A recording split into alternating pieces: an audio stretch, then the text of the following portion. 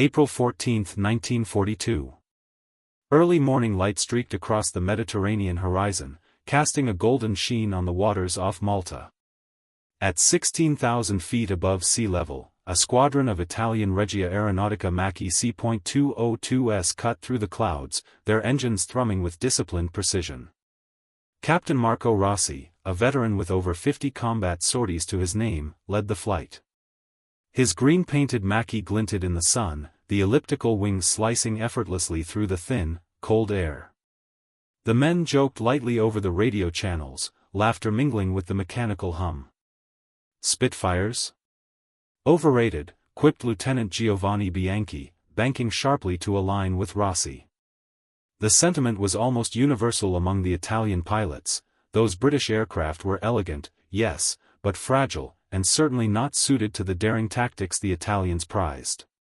Yet, even as they climbed above the sun-bleached waves, there was a tension, a subtle tightening in the chest of each man. The Mediterranean was no stranger to aerial ambushes, and intelligence had warned of an incoming RAF patrol near the Sicilian coast. But the Regia pilots, confident in the C.202's exceptional maneuverability at medium altitudes, felt assured. Their aircraft were fast, agile, and equipped with 12.7 mm Breda Safet machine guns, a deadly combination in skilled hands. The wind whipped around Rossi's helmet, carrying the faint scent of salt and oil. The clouds drifted lazily below, a soft white carpet hiding the dangers of the sea. Then, far off to the north, a glint of silver caught his eye, a formation of 4 Spitfires, their blue-gray fuselages cutting through the morning light like hawks in the sun. Spitfires, Rossi murmured, not alarmed but calculating. His voice over the radio was calm, professional. Maintain formation. Keep your distance, but be ready. The British pilots appeared relaxed, almost casual in their patrol pattern, unaware, or perhaps unconcerned, of the Italian squadrons observing them. For a brief moment, time seemed suspended. Sunlight bounced off propeller tips, exhaust fumes shimmered in the cold air, the ocean below reflected the sky in rippling patterns of azure and gold. Then, with a sudden, almost imperceptible shift, the Spitfires began their approach. Rossi felt it before he heard it, the air pressure around his wings subtly changing as they entered the combat zone. He tightened his grip on the throttle, eyes scanning, heart steadying. What began as a casual morning patrol was about to become a brutal lesson in aerial warfare. The Italians had flown these skies for months, mastering the dance of altitude, speed, and surprise, but the Spitfire, sleek and mercilessly efficient, had its own rhythm. One that would force even the most confident Italian pilots to rethink every assumption. The first shots rang out just as the sunlight struck the ocean below, turning waves into fractured mirrors of fire. Lieutenant Bianchi, flying on Rossi's left wing, felt the first tracer rounds whistle past his cockpit, harmless but startling. The Spitfires were fast, faster than the Italians had expected, and already maneuvering with a precision that made Rossi's fingers tighten on the control stick. "Brace yourselves." Rossi barked over the radio, his voice calm but edged with steel. His Macchi lunged to starboard, banking sharply in a climbing turn. The Spitfire on his tail, a young RAF pilot with a steady hand, followed like a shadow, tracing Rossi's every movement. Rossi's experience told him not to panic. His aircraft could outturn the British fighter in certain conditions, but only if he forced the engagement to the medium-altitude band where the C.202 excelled. The dogfight erupted fully over the sparkling waters of the Mediterranean. Rolls, loops, and tight turns blurred the horizon. Tracer fire stitched ribbons of deadly light through the sky. Bianchi's Macchi spun violently to evade a Spitfire's burst, the 12.7 mm bullets cutting through the air near his canopy. He caught a glimpse of the enemy's pilot, young and determined, helmet slightly tilted, eyes locked on him. "Focus on their wings, not their noses," Rossi reminded his men. "Force them into the turn." He banked left, climbing, forcing the British pilot to follow him into a slower arc. Here, his C.202 came alive, its superior agility at these speeds giving him the edge. The Spitfire overshot, for the first time, and Rossi fired a short, disciplined burst. The tracers tore across the British plane's fuselage, nicking its wing and forcing it to break off momentarily. Yet, the RAF pilots adapted quickly. The Spitfire formation tightened, shifting tactics to avoid the predictable Italian maneuvers. Rossi's squadron began to feel the strain. Engines roared under extreme stress, instruments rattled, the sun glinted harshly off every polished surface. Smoke from minor hits blurred the line between sea and sky. Amid the chaos, a moment of grim clarity struck Rossi. The Spitfire wasn't just another aircraft, it was an instrument of precision, designed to exploit every weakness. The Italians had underestimated it. They had laughed at its reputation, but now, weaving through the clouds, they realized that Spitfires could outmaneuver them in ways that Macchis could only hope to match. Bianchi shouted over the radio, frustration seeping through, "I can't shake him, Marco." His Macchi twisted violently, pulling every trick in the manual, but the British pilot anticipated each move, the Spitfire's ailerons responding instantly to the control inputs. Rossi gritted his teeth. "Regroup at 12 o'clock. Do not engage individually." Formation flying was the Italians' only hope. Alone, the C.202s could dance, but against the combined tactics and agility of the Spitfires, each pilot risked becoming a target. Above them, clouds swirled like smoke from a fire, sunlight slicing through gaps, casting alternating patches of brilliance and shadow. The Mediterranean spread beneath them, serene and indifferent, hiding the dangers in its shimmering depths. Each plane's shadow danced across the waves, a fleeting, fragile mark of human skill against the vastness of nature. And then came the unmistakable sound that set Rossi's blood cold, the whine of a Macchi taking serious hits. Smoke trailed from Bianchi's wingtip. Rossi didn't hesitate. He pulled hard, weaving between Spitfires, forcing his squadron to focus on survival rather than glory. The day had begun with laughter, but now, every pilot in the sky understood the truth: the Spitfire was no myth, no overrated toy. It was a predator, and the Macchi was learning, painfully, how it felt to be prey. Smoke curled from Lieutenant Bianchi's Macchi, a thin ribbon twisting into the blue sky like a warning. Rossi kept his eyes sharp, scanning the aerial battlefield. Every movement, every angle, every bank of the Spitfires seemed calculated to exploit the smallest misstep.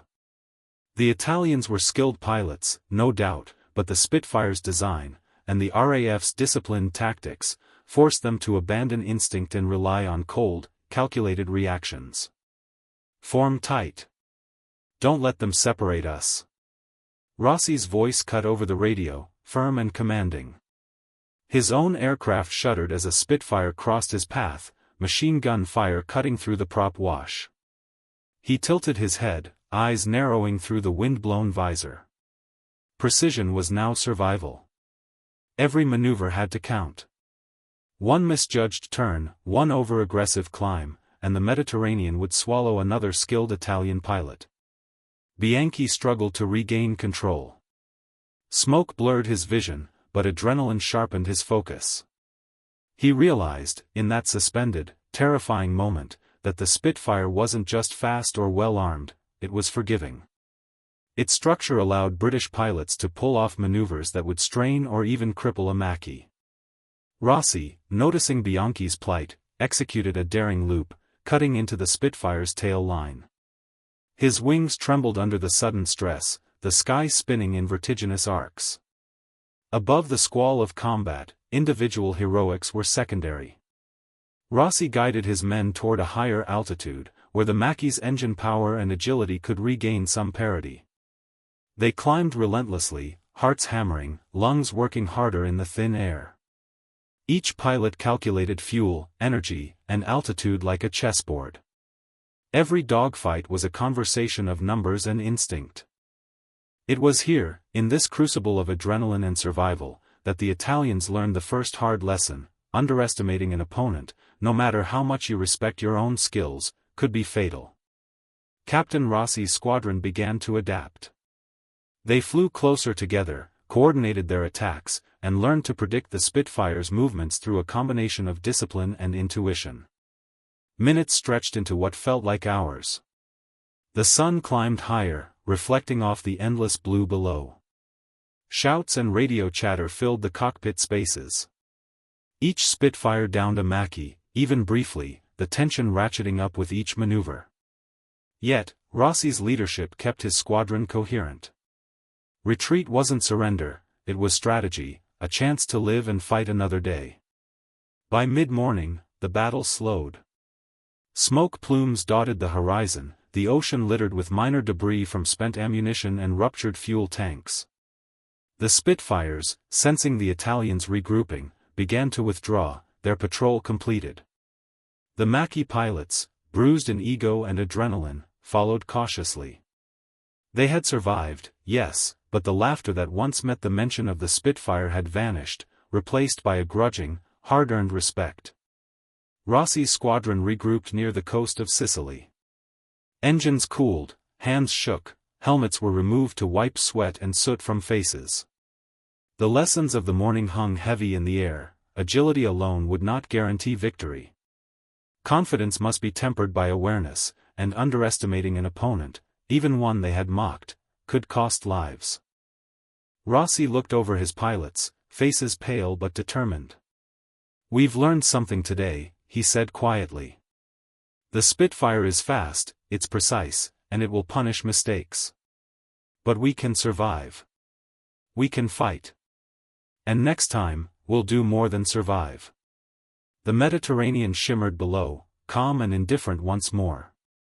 Yet for Rossi and his men, the sky had changed.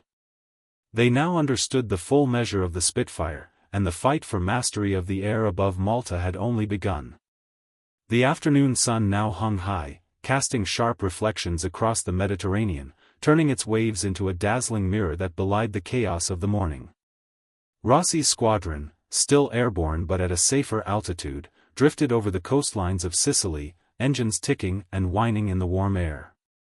Each pilot was silent, lost in thought, replaying the dogfight over and over in their minds. The laughter of earlier days had been replaced with sober contemplation. Lieutenant Bianchi, still nursing minor damage to his Macchi, spoke quietly over the radio, almost as if to himself. "I didn't think a Spitfire could do that. It's like it knows your next move before you make it." Rossi didn't answer immediately, letting the words sink in. They were not words of fear, but of realization.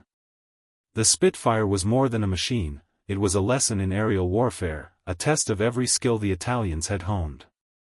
The Regia Aeronautica pilots began to share observations, how the Spitfire's roll rate allowed it to shift its trajectory mid-turn, how its Merlin engine delivered bursts of power at the exact moments needed to outmaneuver heavier planes.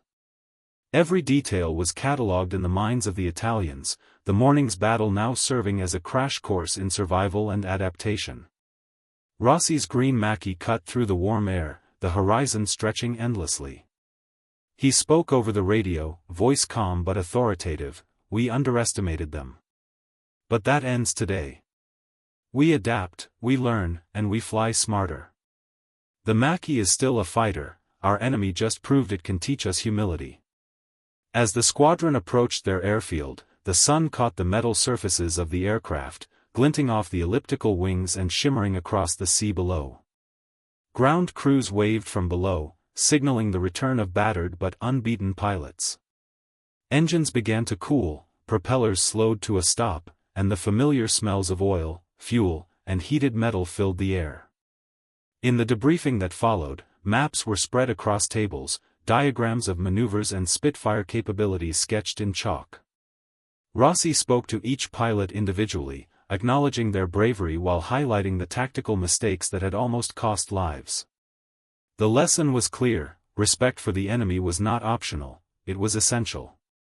The Spitfire had not only outmaneuvered their Macchis, it had forced them to grow, to adapt, and to reconsider the very nature of air combat over the Mediterranean. Weeks later, the echoes of that battle would influence every Italian sortie. Pilots flew with more caution, more awareness, and a new humility that tempered their skill. The Spitfire, once laughed at, was now a benchmark, a machine that demanded respect and strategic thinking. For Rossi, Bianchi, and their comrades, the skies of the Mediterranean would never feel quite the same. And though victory was not always guaranteed, the day had carved a permanent mark into their understanding of aerial warfare. Arrogance could be deadly, adaptability could save lives, and in the hands of a skilled pilot, the Spitfire was a force to be reckoned with.